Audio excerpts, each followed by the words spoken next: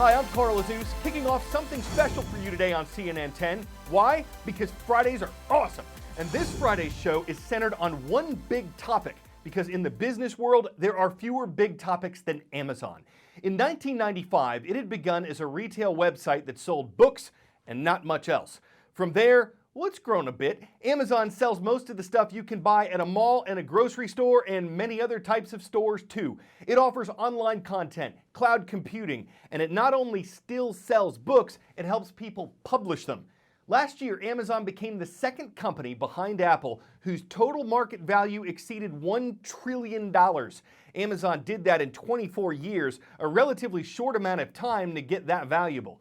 Its founder, Jeff Bezos, is one of the two richest people on the planet. He and Microsoft co-founder Bill Gates are each worth more than $100 billion. But Amazon has seen its share of bumps in the road. The company's been criticized in the past for what it pays its employees. 2 years ago, for instance, half of its employees earn less than $28,000. That was roughly $20,000 less than the average wage in America.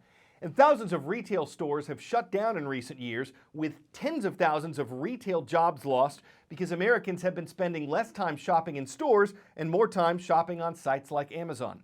Also, privacy advocates have raised concerns about Amazon's Echo and the other smart speakers like it, because they're always listening. Who else could have access to your conversations besides Alexa? Amazon is massive. It has more than 650,000 employees around the world. It's complicated, like some of the challenges it's faced and created. It's also changing the way the world buys goods.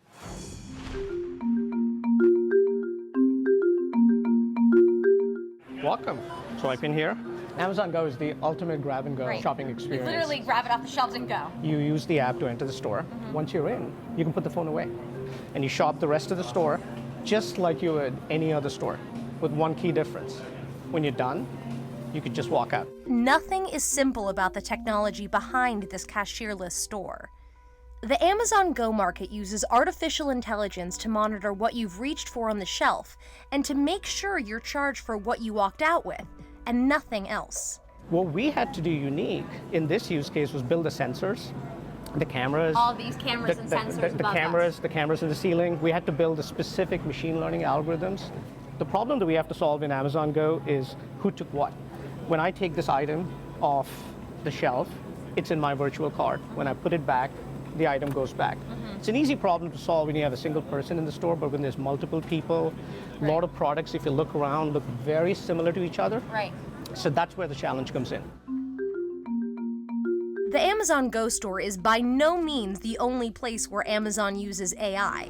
We've got hundreds of teams working on artificial intelligence programs across Amazon. Artificial intelligence, like machine learning, powers the simplicity that we always want to offer to our customers. Whether it's fulfilling orders or delivering packages, those teams are working constantly to improve the customer's experience. Inside Amazon's warehouses, AI is hard at work. These are Amazon Robotics drive units.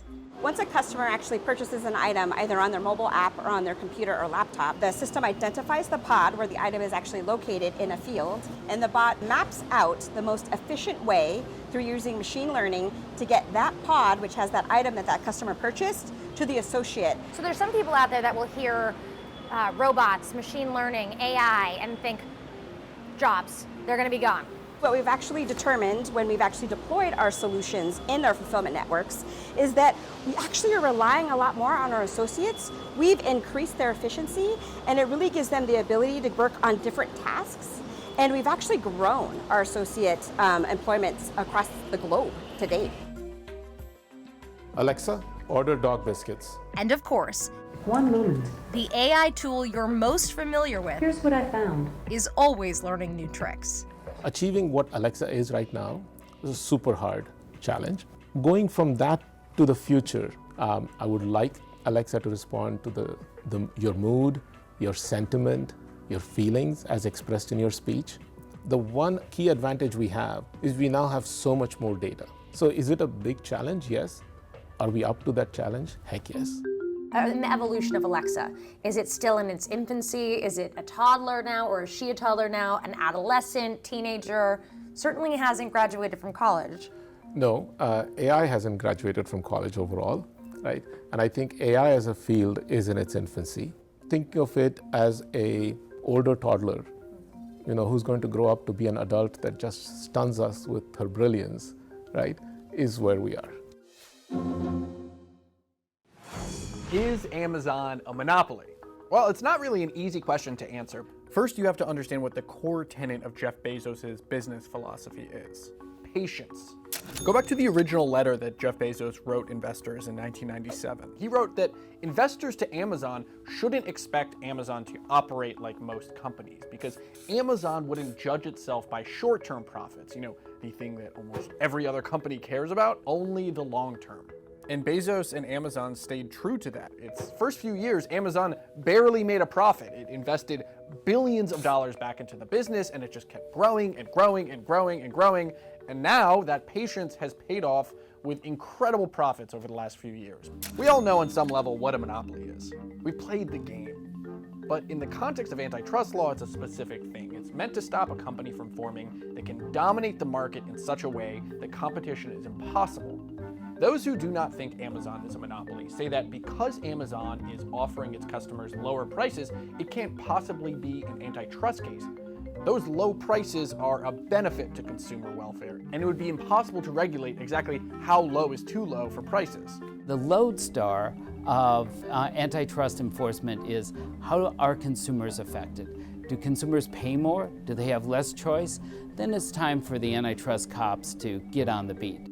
This is David Balto. He worked on antitrust cases for the Justice Department and the FTC for years and is skeptical about Amazon being a monopoly. When consumers are paying less and have a greater amount of choice, which seems to be the simple message from Amazon's business model, there's not a reason for intense antitrust scrutiny. But some say that business model is a direct threat to customers. This is Lena Khan. She's a lawyer who has really helped shape the debate around Amazon and antitrust law. To people like her, Amazon's willingness to sustain massive losses isn't just a savvy business move.